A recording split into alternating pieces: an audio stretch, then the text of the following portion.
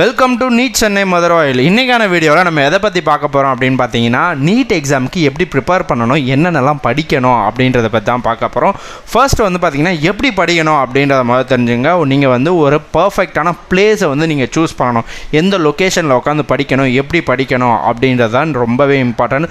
So அதில் வந்து பார்த்தீங்கன்னா ரொம்ப குவைட்டான பிளேஸாக இருக்கணும், யாருமே இல்லாத பிளேஸில் தனியாக உட்காந்து நீங்கள் அப்போ தான் உங்களுக்கு வந்து பார்த்தீங்கன்னா கான்சென்ட்ரேட் பண்ணுறதுக்கு ரொம்பவே ஹெல்ப்ஃபுல்லாக இருக்கும். ஸோ அந்த மாதிரி உங்களுக்கு கரெக்டான ஒரு பிளேஸை நீங்கள் சூஸ் பண்ணியே ஆகணும்.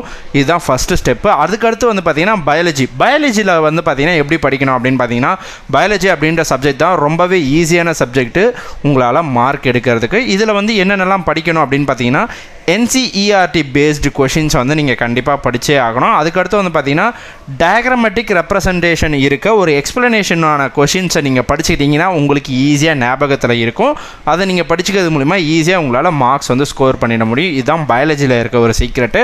அடுத்து வந்து பார்த்தீங்கன்னா கெமிஸ்ட்ரியில் என்னென்ன படிக்கணும் அப்படின்னு வந்து பார்த்தீங்கன்னா, organic, inorganic and physical chemistry அதானே இருக்கே அப்படின்னீங்கன்னா, ஸோ இதில் தான் வந்து பார்த்திங்கன்னா நீங்கள் மெயினாக கான்சன்ட்ரேட் பண்ணோம். அதில் இருக்க சின்ன சின்ன ஃபார்முலாஸை கூட விடாமல் நீங்கள் படிச்சிங்கன்னா ஈஸியாக நீங்கள் வந்து பார்த்திங்கன்னா கெமிஸ்ட்ரியில் வந்து ஸ்கோர் பண்ணிடலாம். அடுத்து வந்து பார்த்திங்கன்னா ஃபிசிக்ஸ்.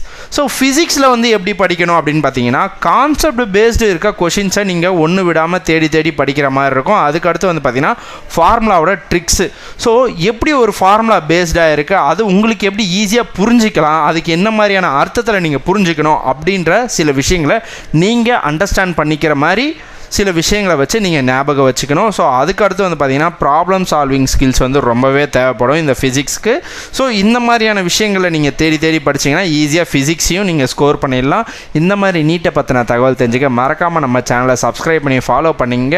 எங்களோட காண்டாக்ட் டீட்டெயில் கொடுத்துருக்கோம். இது மூலிமாவும் நீங்கள் எங்களை ஈஸியாக காண்டாக்ட் பண்ணிக்கலாம். எங்களோட இன்ஸ்டாகிராம் ஐடி, அஃபிஷியல் அட்ரஸ் எல்லாமே கொடுத்தாச்சு. இது மூலிமா நீங்கள் எங்களை ஈஸியாக காண்டாக்ட் பண்ணிக்கலாம். தேங்க்யூ.